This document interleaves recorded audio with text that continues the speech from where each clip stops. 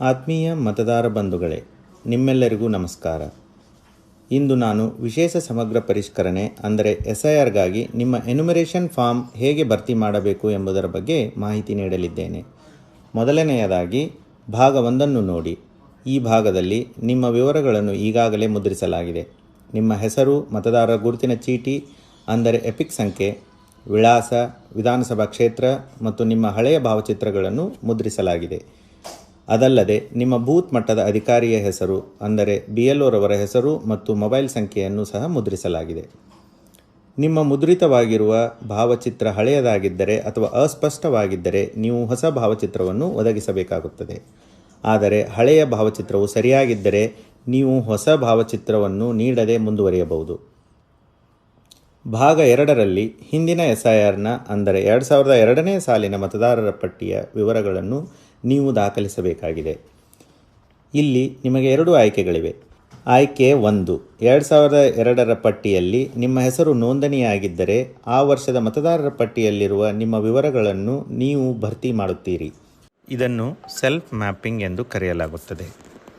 ಆಯ್ಕೆ 2, ಒಂದು ವೇಳೆ 2002ರಲ್ಲಿ ನಿಮ್ಮ ಹೆಸರು ನೋಂದಣಿಯಾಗದಿದ್ದರೆ ನೀವು ನಿಮ್ಮ ತಂದೆ, ತಾಯಿ, ಅಜ್ಜ ಅಥವಾ ಅಜ್ಜಿಯವರ 2002ರ ಮತದಾರರ ಪಟ್ಟಿಯ ವಿವರಗಳನ್ನು ಒದಗಿಸಬೇಕು. ಇದನ್ನು ಪ್ರೊಜೆನಿ ಮ್ಯಾಪಿಂಗ್ ಎಂದು ಕರೆಯಲಾಗುತ್ತದೆ. 2002ರ ಮತದಾರರ ಪಟ್ಟಿಗಳ ವಿವರಗಳು ನಿಮ್ಮ ಬೂತ್ ಮಟ್ಟದ ಅಧಿಕಾರಿಗಳೊಂದಿಗೆ ಲಭ್ಯವಿರುತ್ತದೆ. ಅದಲ್ಲದೆ ಮುಖ್ಯ ಚುನಾವಣಾಧಿಕಾರಿಯವರ ವೆಬ್ಸೈಟ್ co.karnataka.gov.in ಮತ್ತು ಭಾರತ ಚುನಾವಣಾ ಆಯೋಗದ ವೆಬ್ಸೈಟ್ voters.eci.gov.in ಹಾಗೂ ECI ನೆಟ್ ಅಪ್ಲಿಕೇಶನ್ನಲ್ಲಿ ಸಹ ಲಭ್ಯವಿರುತ್ತದೆ. ಭಾಗ 3ರಲ್ಲಿ ನಿಮ್ಮ ಪ್ರಸ್ತುತ ವಿವರಗಳನ್ನು ನಮೂದಿಸುತ್ತೀರಿ. ದಯವಿಟ್ಟು ಗಮನಿಸಿ, ಇಲ್ಲಿ ನಿಮ್ಮ ಜನ್ಮ ದಿನಾಂಕವನ್ನು ಕಡ್ಡಾಯವಾಗಿ ನಮೂದಿಸಬೇಕು. ಆದರೆ ನಿಮ್ಮ ಆಧಾರ್ ಮತ್ತು ಮೊಬೈಲ್ ಸಂಖ್ಯೆಗಳನ್ನು ನಮೂದಿಸುವುದು ಐಚ್ಛಿಕವಾಗಿರುತ್ತದೆ. ಅದರೊಂದಿಗೆ ನೀವು ಕುಟುಂಬ ಸದಸ್ಯರ ಹೆಸರುಗಳನ್ನು ಒದಗಿಸಬೇಕು. ಇದರಲ್ಲಿ ನಿಮ್ಮ ತಂದೆ, ಪೋಷಕರು, ತಾಯಿಯವರ ಹೆಸರು ಹಾಗೂ ಮದುವೆಯಾಗಿದ್ದರೆ ಗಂಡ ಅಥವಾ ಹೆಂಡತಿಯ ಹೆಸರನ್ನು ನಮೂದಿಸಬಹುದು. ಒಂದು ವೇಳೆ ಅವರ ಎಪಿಕ್ ಸಂಖ್ಯೆ, ಮತದಾರರ ಗುರುತಿನ ಚೀಟಿ ಸಂಖ್ಯೆ ನಿಮ್ಮ ಬಳಿ ಇದ್ದರೆ ನೀವು ಅದನ್ನು ಸಹ ನಮೂದಿಸಬಹುದು. ನಿಮ್ಮ ಎಲ್ಲ ನಮೂದುಗಳು ನಿಖರವಾಗಿವೆಯೇ ಎಂದು ನೀವು 2 ಬಾರಿ ಪರಿಶೀಲಿಸಿ ಹಾಗೂ ಕೆಳಗಡೆ ನೀಡಿರುವ 3 ಘೋಷಣೆಗಳನ್ನು ಓದಿಕೊಂಡ ನಂತರ ಫಾರ್ಮ್ಗೆ ಸಹಿ ಮಾಡಿ ಅಥವಾ ಎಡಗೈ ಹೆಬ್ಬೆರಳ ಗುರುತು ನೀಡಿ.